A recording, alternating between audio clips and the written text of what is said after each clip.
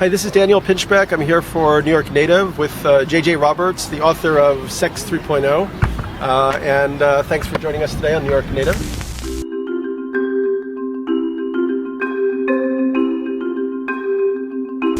So how would you define your, what do you tell people that you do in the world? My job? Yeah. Sexual revolutionary. Okay.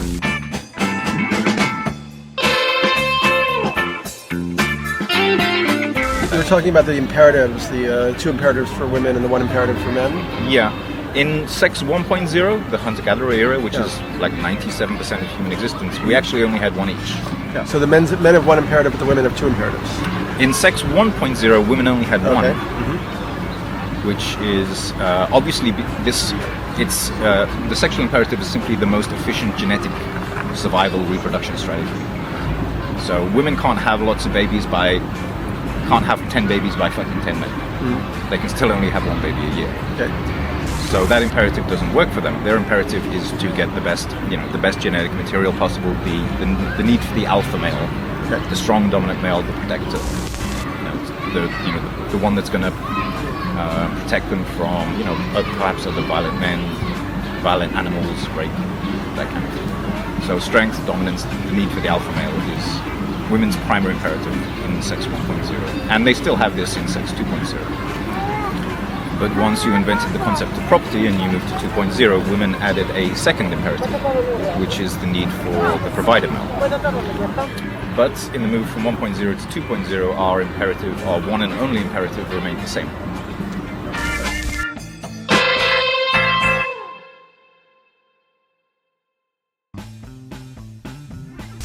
And what do you see in Sex 3.0? How are you clearing up this mess? All right, essentially during 1.0, human sexuality operated on one plane, or dimension if you prefer, defined by the word natural. And as this is 97% of human history, this is how we're hormonally encoded, our DNA pheromonally encoded. And this is all we had for all of human existence up until about 10,000 years ago. When we went through the agricultural revolution and we moved to 2.0, we added the second dimension of human sexuality defined by the word normal. Now, what is normal is defined by society and it's not defined by nature, whereas what is natural is defined by nature and it's not defined by society.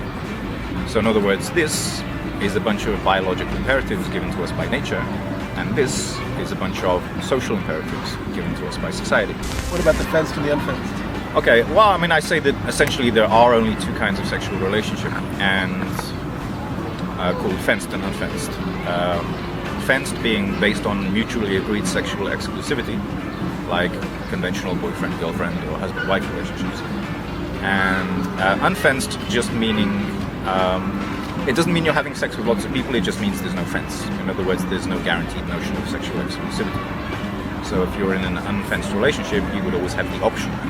And whether you choose to exercise the option or not would be up to you. And these two kinds of relationships are synonymous with the two planes of sexuality. Normal, of course, fenced. Natural, unfenced.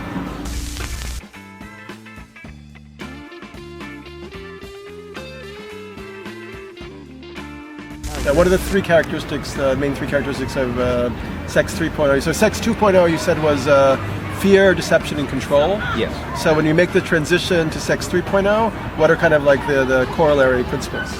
3.0 also has three things at the core of its design. The first one, I already mentioned, self-determination. You're offered the choice of fenced or unfenced, and you're told there is no correct choice, there's just the choice that's right for you. Whereas 2.0, you're only offered fenced, and you're told if you step outside of that, you're doing something terribly wrong and wicked, and you're stigmatized and demonized. So the first part of the Sex 3.0 core design is self-determination. The second one is honesty. So in the 3.0 model, honesty replaces deception, and self-determination replaces control.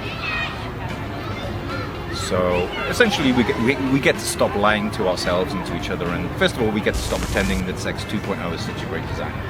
It's a low performance framework for relationships with a high failure rate. The evidence is all around you and you only have to open your eyes. So self-determination, honesty. Those are the first two. And the third one, love, replaces fear. So the third one is love.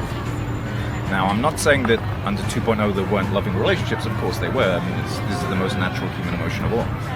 But 2.0 as a framework is designed for fear-based love. This is a fundamentally dysfunctional design because one suffocates the other. Well, listen, thank you very much. This is Daniel Pinchbeck for New York Native. We've been talking about normal,